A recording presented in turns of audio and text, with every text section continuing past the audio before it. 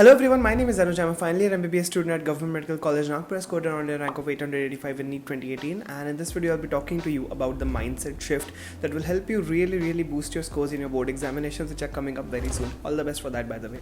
In the last few weeks on the Philo channel, I've spoken a lot about the winner mindset, procrastination, prioritizing and routine. Today in detail we'll be talking about the mindset shift, which will really help you boost your preparation. Before you go ahead, please subscribe to the Philo channel as we try to bring the content that adds value to your life. Point number 1. The only worthwhile comparison is your yesterday. So for the longest time, the only thing that I personally believed was I wanted to be better than myself. I wanted to be better than the previous self. I wanted to score more marks in the test than I scored in the previous test. So I was always comparing myself to myself. That is the past me. I hope that makes sense. Because if you try to compare yourself to others, it's going to be unrealistic. You might be disappointed and you might not be able to reach that goal. It will be very great if you do, but most of the times you won't be able to.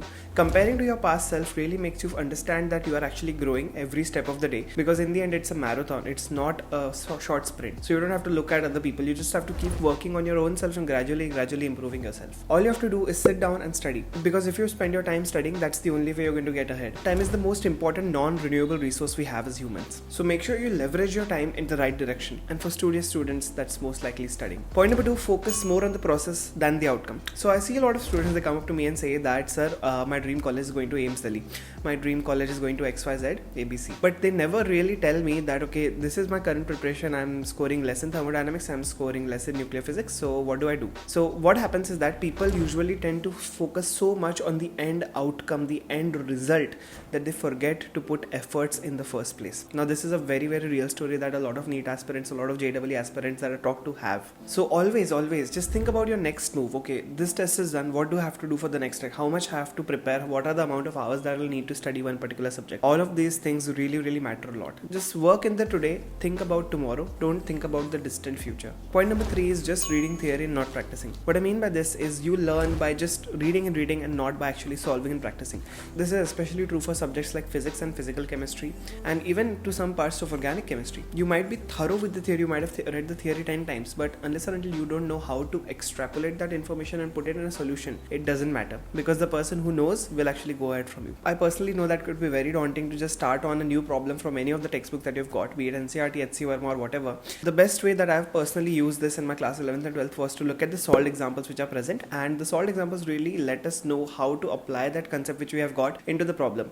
And the thing is that don't just look at the solved examples. First take the solved example and try to solve it yourself. Now compare your answer to the original answer which is present in the example, and then you'll probably be able to know, okay, these are the mistakes, this is how to apply.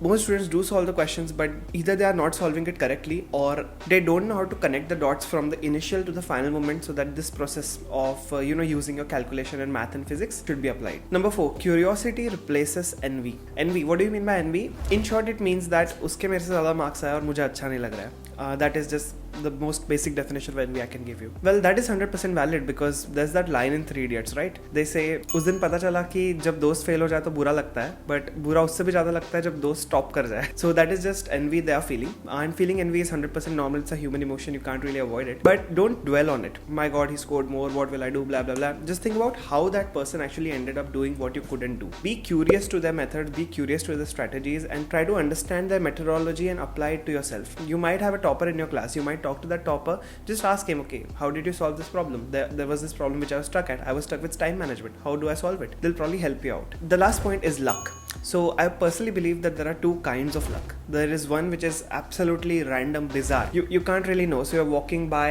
and a bird just poops on you. That's you can't control it. It's out of your control. It's no probability, no mathematics whatsoever. But the other type of luck is something which you can control, and statistically you can actually find out the probability of something happening or not happening. So let's say that you have a document containing all the important topics that are going to be appearing in the exam. What do?